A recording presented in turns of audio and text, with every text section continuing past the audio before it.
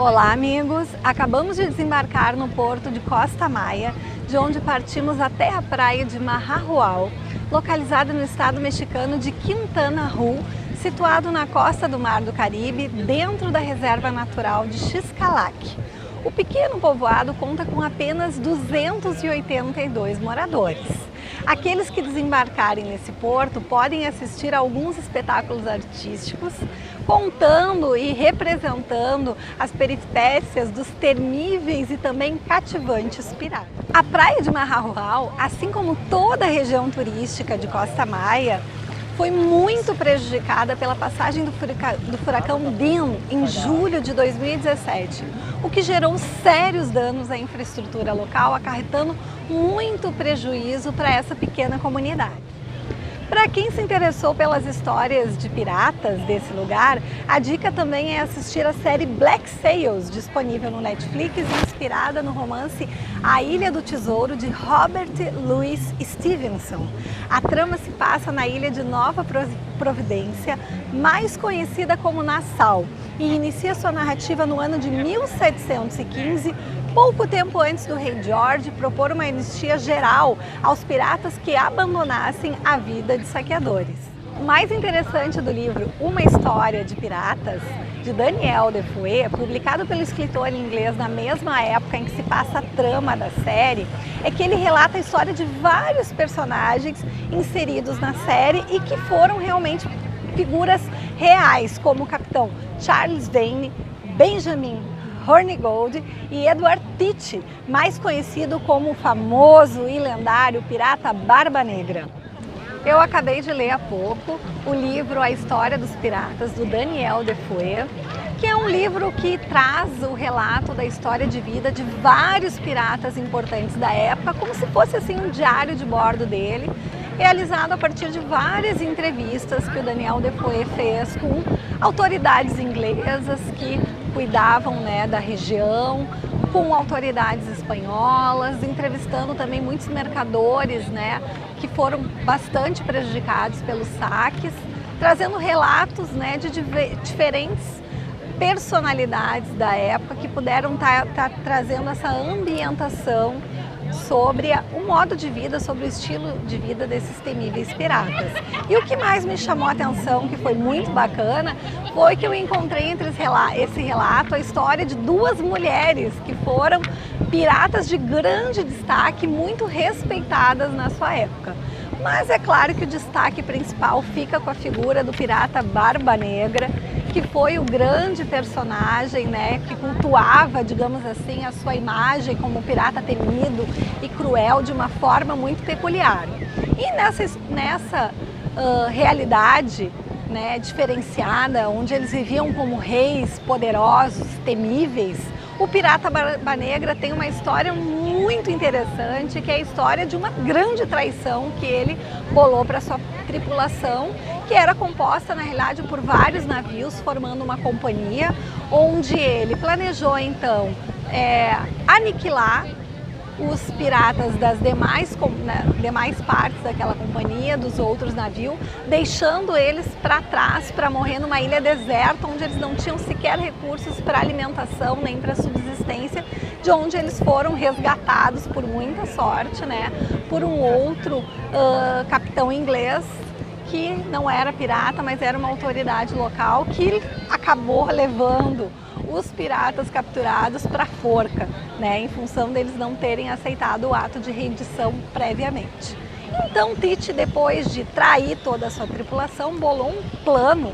onde ele estaria então aceitando o ato de rendição proposto pela coroa de uma forma totalmente falsa, tendo contato com o então governador da Carolina do Norte. Ele apresentou seu ato de rendição para que logo depois pudesse estar voltando aos atos de pirataria e voltando a aterrorizar todos os mares. Antes de zarpar para as novas aventuras, Teach casou-se com uma jovem de uns 16 anos, mais ou menos, numa cerimônia que foi oficiada pelo governador. Enquanto aqui o costume é um padre celebrar os casamentos, lá é um magistrado que os celebra. E aquela esposa era a 14ª com quem Tite se casou, donde se concluiu que pelo menos 12 outras esposas ainda estivessem vivas na época. O comportamento dele naquele estado foi simplesmente extraordinário, pois enquanto a sua chalupa se encontrava no estreito de Ocracoke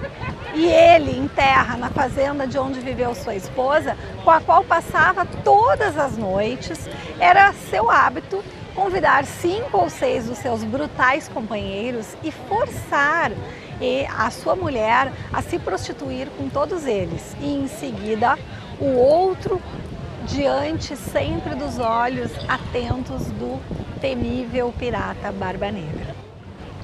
Contam então que na noite anterior à sua morte, ele se sentou para beber até de manhã com algum dos seus homens e com o comandante de um navio mercante. Informado que 2 chalupas aproximavam-se para atacá-lo, como já observamos antes, um dos homens lhe perguntou se caso algo lhe acontecesse, se a sua esposa saberia onde estaria enterrado o dinheiro, o grande tesouro que ele angariou por todo esse tempo. E ele respondeu na ocasião que além dele e do diabo, ninguém mais sabia onde ele teria guardado esse dinheiro e que um dos 2 que vivesse mais tempo, então, ficaria com tudo. Os que sobreviveram da sua tripulação e que foram presos após a sua morte, contaram uma história que pode parecer um tanto inacreditável. No entanto, acho que é interessante que a gente possa estar trazendo aqui para você. Um homem foi visto por diversas vezes, entre eles, umas vezes no porão, outras no convés, mas ninguém no navio sabia dizer quem ele era ou de onde viera. E ele desapareceu pouco antes de haverem naufragado em seu navio. E parece que todos acreditavam que ele era o próprio diabo. Então, assim, as histórias em torno do Barba Negra, né, dessa figura lendária, estão sempre cheias de mística, né, cheias de misticismo, né, e de muita crueldade. Os relatos da época dizem que 16 homens sobreviveram, então, ao grande ataque que vitimou o pirata Barba Negra com mais de 25 ferimentos. E que todos esses homens foram enforcados logo após o incidente, logo após esse ataque que acabou e dizimou com esse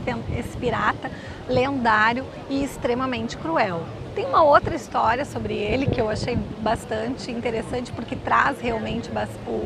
a questão da personalidade forte que ele tinha, dizendo que durante um jantar muito simples no seu próprio gabinete pessoal no navio, ele começou a brincar com uma arma e logo em seguida atirou, né, em 2 dos seus companheiros, um vitimando e deixando, né, gravemente ferido e coxo para o resto da vida, e o outro com um ferimento mais leve. E perguntado por que motivo ele atirou nos seus próprios companheiros de tripulação, sem que nada de estranho ou de diferente tivesse acontecido, ele contou que era simplesmente para que pudesse manter a sua reputação e o seu nome, porque senão as pessoas poderiam achar que ele estivesse amolecendo ou afrouxando, e a imagem, a marca, né, era tudo que esses homens tinham, era o que garantia o poder deles perante as pessoas, é o que fazia com que os barcos se rendessem apenas a verem ele hasteando a bandeira preta com a identificação do seu navio. Então, essa imagem que ele construiu garantia que muitos saques fossem realizados sequer sem luta. E assim eu encerro o vídeo de hoje, deixando como dica para vocês, mais uma vez, o livro Uma História dos Piratas, para quem quer conhecer um pouquinho da história do Caribe, para quem quer conhecer os principais piratas, né, da época, dessa grande época de ouro da pirataria, podemos dizer assim. Um grande beijo para vocês e até o próximo vídeo.